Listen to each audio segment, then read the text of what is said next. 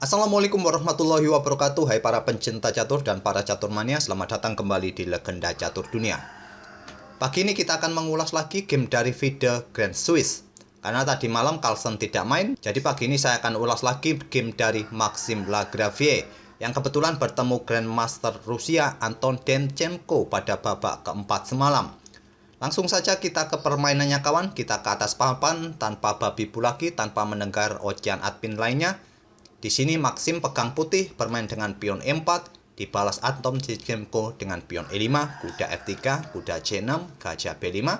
Maxim bermain dengan Ruy Lopez lagi, tapi bedanya lawan memilih variasi pion G6, tidak bermain dengan Berlin Defense, Archangels Counter Attack, atau dengan Morphy Defense atau lainnya.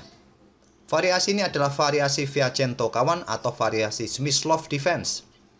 Dipopulerkan oleh mantan juara dunia Vasily Smyslov, tapi sebelumnya di pertengahan era tahun 1800-an, ada juga variasi ini dimainkan oleh master catur Inggris, dan juga di awal tahun 1900-an, Harry Pillsbury dari Amerika pun juga memainkan variasi ini, tapi memang lebih dikenal dengan variasi Smyslov Defense.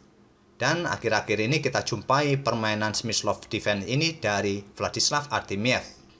Pada posisi ini kawan, langkah pion C3 nantinya diikuti dengan pion D4 merupakan langkah pilihan utama, atau bahkan ada yang memainkan pion D4 langsung. Maxim memilih pion C3 terlebih dahulu, tentu saja gajah G7, pion D4, pion pukul pion, dipukul balik, selanjutnya adalah pion A6, gajah mundur ke A4, selanjutnya adalah pion B5. Untuk mendapatkan tempo untuk mengosongkan petak di petak B7 bagi gajahnya nanti mungkin ditempatkan di petak ini. Setelah gajah mundur ke petak C2 ini kawan, hitam memainkan pion D6. Selain untuk membuka diagonal petak terang, juga untuk mendapatkan kontrol di petak E5 agar pion putih ini tidak mempunyai kesempatan maju ke depan. Dan pada posisi ini kawan, langkah pilihan putih di langkah berikutnya bisa mendorong pion maju ke petak D5 untuk mendapatkan kontrol C6 ataupun petak E6.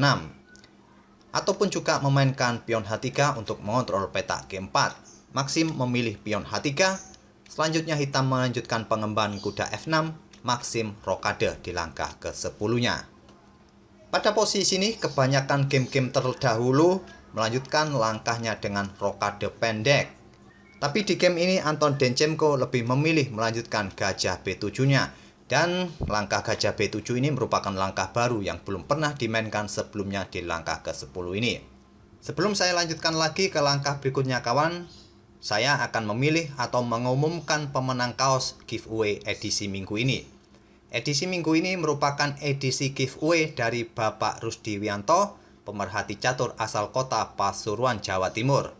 Beliau membeli kaos catur dari admin kawan untuk para pemenang giveaway. Satu kaos sudah saya kirim ke pemenangnya langsung yang ditunjuk oleh Bapak Rusdiwianto di minggu yang lalu. Dan untuk pemenang di edisi ini masih buat pelajar kawan. Dan yang saya pilih adalah dari komentar di video tanggal 24 Oktober. Dari videonya Vasily Ivanchuk tak peduli lawan punya dua menteri. Akun yang saya pilih ini adalah akun yang bernama masih mengaku sebagai pelajar kawan. Jadi kawan-kawan yang bukan pelajar mohon bersabar dulu, di edisi-edisi berikutnya insyaallah admin akan tetap memberikan giveaway kaos catur bagi penonton setia yang sering komen. Inilah kawan akun dari Bapak Rusdiwianto yang merupakan donatur untuk giveaway di edisi ini.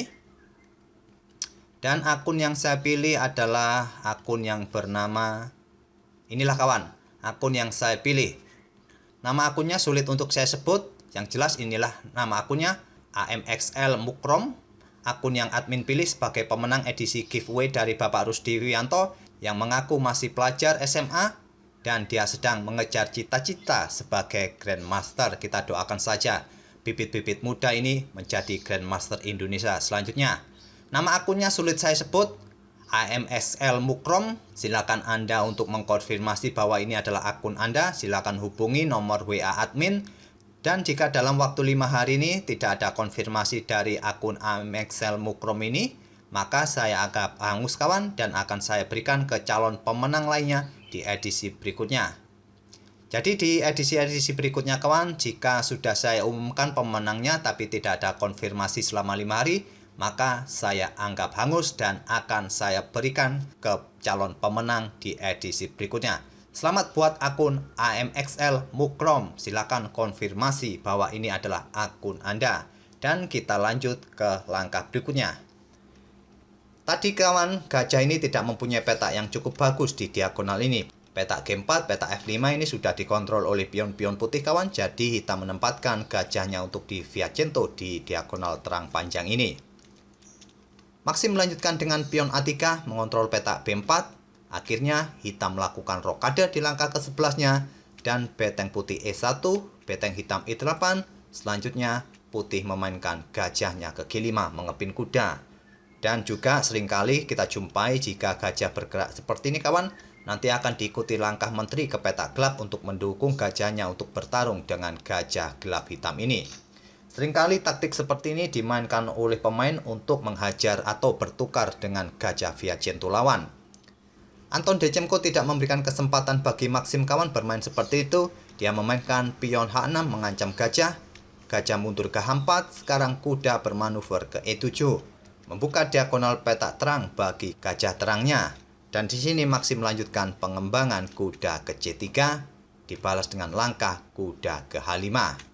Mungkin persiapan untuk bermanuver di peta F4 atau juga membuka diagonal petak gelap bagi gajahnya untuk memberikan pressure di diagonal gelap panjang ini.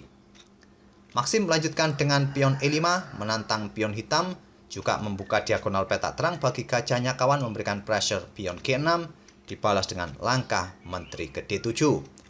Untuk membackup kudanya mungkin bermanuver ke peta ini dari ancaman gajah peta terang putih ini. Maxim melanjutkan dengan langkah pion D5 untuk mendapatkan kontrol di peta E6 serta peta C6. Dibalas hitam dengan langkah kuda ke F4, memberikan pressure bagi pion di peta D5 ini dengan 3 kali tekanan kawan, kedua kuda plus 1 gajah. Maxim meresponnya dengan pion E6 mengancam menteri atau menantang pertukaran pion di sini. Tantangan diterima, pion F pukul pion E6 dipukul balik oleh pion, menteri bergerak ke C6. Langkah terbaik sebetulnya adalah kawan, kuda pukul pion E6 ini adalah pilihan terbaik bagi hitam. Mungkin putih akan melanjutkan kuda E5 mengancam menteri, pion tidak akan berani pukul kuda karena dia akan kehilangan menterinya tadi. Mungkin hitam akan pukul kuda menggunakan gajah dan bisa dipukul balik oleh beteng putih. Dengan variasi ini, hitam ataupun putih masih baik-baik saja kawan, dan permainan masih cukup menarik untuk dilanjutkan di babak pertengahan seperti ini. Tapi di posisi ini tadi, hitam juga membuat langkah yang logis kawan dengan langkah menteri ke C6. Memberikan pressure di diagonal terang panjang ini. Di langkah berikutnya dia mungkin melakukan pengorbanan pukul pion G2, nanti juga diikuti dengan langkah beteng ke lajur F memberikan pressure bagi kuda di F3 nanti.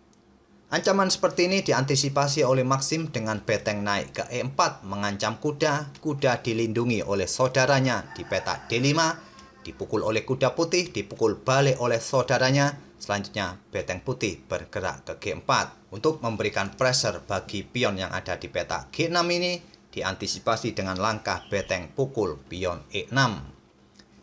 Pada posisi ini terlihat pion ini gratis kawan dipukul oleh beteng. Jika dipukul balik oleh beteng hitam, putih masih mendapatkan beteng hitam kembali.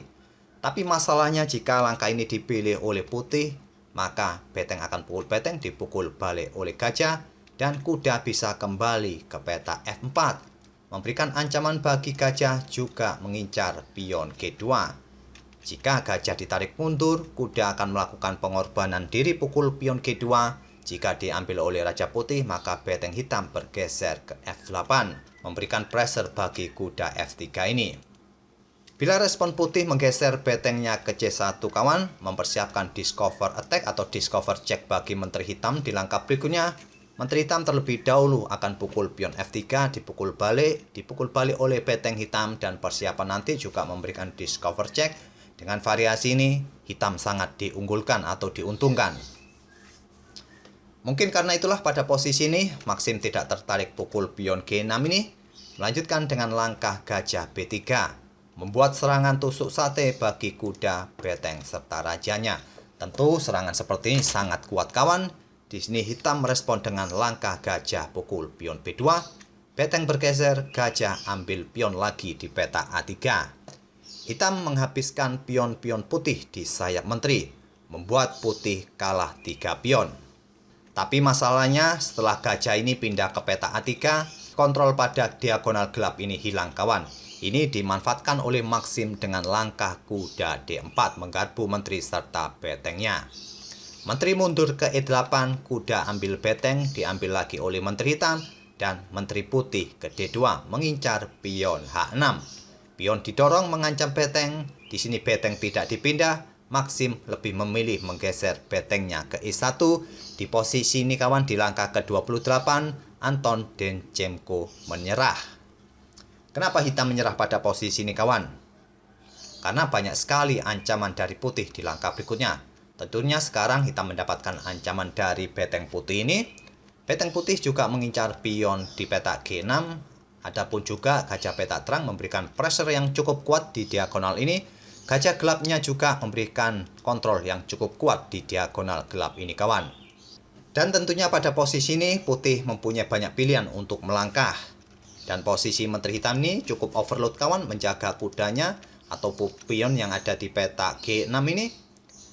Dan apabila hitam tetap ingin menjaga keduanya kawan, bisa bergerak ke peta F7 atau ke peta F5.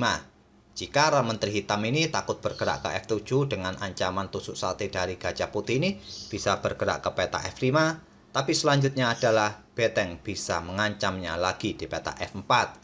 Kuda tidak bisa pukul beteng karena posisinya kena pin. Jadi mungkin di sini hitam akan mengorbankan gajah kawan untuk mendefleksikan posisi menteri putih. Menteri ambil gajah, menteri hitam bisa bergerak ke D3 untuk tetap menjaga kudanya. Dan putih bisa melanjutkan betengnya naik ke E7. Menteri hitam ke B1 mungkin skak, raja ke H2. Dan beteng hitam ke F8 mungkin menantang pertukaran beteng. Langsung diterima oleh putih, dipukul balik oleh raja hitam, dan posisi rajanya pun sudah terbebas dari pimpinan gajah terang putih ini. Di langkah berikutnya bisa pukul beteng. Di sini menteri putih akan ke D4 kawan, memberikan ancaman skakmat di langkah berikutnya di H8. Jika kuda ambil beteng, maka menteri ke H8 skak, ditutup oleh kuda, diambil oleh menteri putih skakmat. Ini adalah langkah-langkah pilihan saya. Ada beberapa pilihan terbaik sebetulnya, tapi saya lebih memilih variasi ini biar permainan lebih cepat selesai kawan. Dan dengan hasil permainan ini kawan, Maxim sekarang berada di posisi ke-8 dengan 2 kali kemenangan dan 2 kali remis. Bersama pemain lainnya menempel ketat Alireza yang masih kokoh di puncak klasemen sendirian dengan selisih setengah poin. Sekali lagi selamat bagi pemenang giveaway. Giveaway edisi ini merupakan donasi dari Bapak Rusdi Wianto, seorang pemerhati catur asal Pasuruan, Jawa Timur. Dan bagi kawan-kawan yang belum mendapatkan giveaway, jangan khawatir kawan, di edisi selanjutnya, admin insya Allah akan tetap memberikan giveaway kaos catur. Semoga permainan dari kedua pemain ini bisa menghibur kalian dan memberikan referensi dalam permainan Ruy Lopez, khususnya variasi semi-soft defense. Kita akan bertemu di video-video berikutnya. Terima kasih. Wassalamualaikum warahmatullahi wabarakatuh.